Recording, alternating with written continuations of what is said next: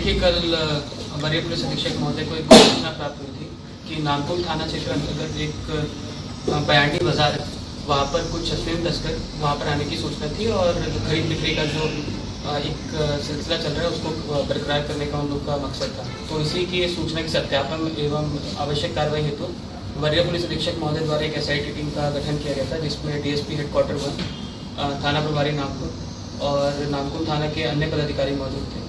जब इस टीम वहाँ पर बयानी बाजार के पास में पहुंची और एंटी क्राइम चेकिंग लगाना स्टार्ट किया तो वहाँ पर एक बाइक से 2 संदिग्ध व्यक्ति आए और जैसे ही पुलिस ने उन्हें रोकने का प्रयास किया एंटी क्राइम चेकिंग के लिए, तो उन दोनों व्यक्तियों के द्वारा भागने का प्रयास किया गया, परंतु पुलिस ने उनका पीछा किया और उन्हें एक जगह पे पकड़ लिया। पकड़ने के उपरांत उनसे पूछा गया कि उनकी पहचान क्या है, तो पहचान के क्रम में उन दोनों व्यक्तियों द्वारा अपना नाम गोलगा मुंडा बताया गया और दूसरे व्यक्ति द्वारा विजय मुंडा बताया गया।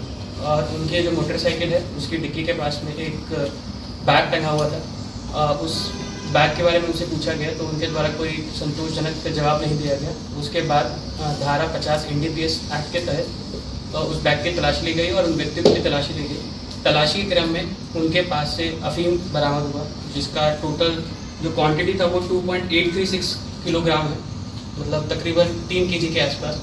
और उनसे जब पूछा गया कि उससे संबंधित उनके पास में कोई दस्तावेज वगैरह है तो उनके पास से कोई संतोषजनक जवाब नहीं था।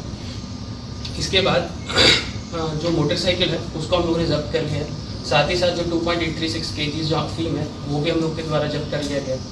और 2 मोबाइल फ़ोन भी हमें बरामद हुए हैं, जिसमें इन लोग के द्वारा काफ़ी पेडलर्स के साथ में कॉन्टैक्ट स्टैब्लिश किया जा रहा था और बेचने का प्रयास किया जा रहा था। तो वो चीज़ भी हम लोगों ने जब्त कर लिया और उस पर हम लोग आगे और कार्रवाई करेंगे। साथ ही साथ आपको बताते चलें कि इसमें जो गोलगा मुंडा है उनका आपराधिक इतिहास रहा है, वो पहले भी पूर्व में जेल जा चुके हैं और नागपुर थाना कांड संख्या 102/14 उसमें वो जेल में गए थे। और इसी घटना के क्रम में जैसे हमें सूचना मिल रहा है, जैसे हम पहले ही बता चुके हैं कि तकरीबन पिछले 1 या 2 महीनों में NDPS के तहत हमने 4 या 5 केसेस रजिस्टर किए हैं।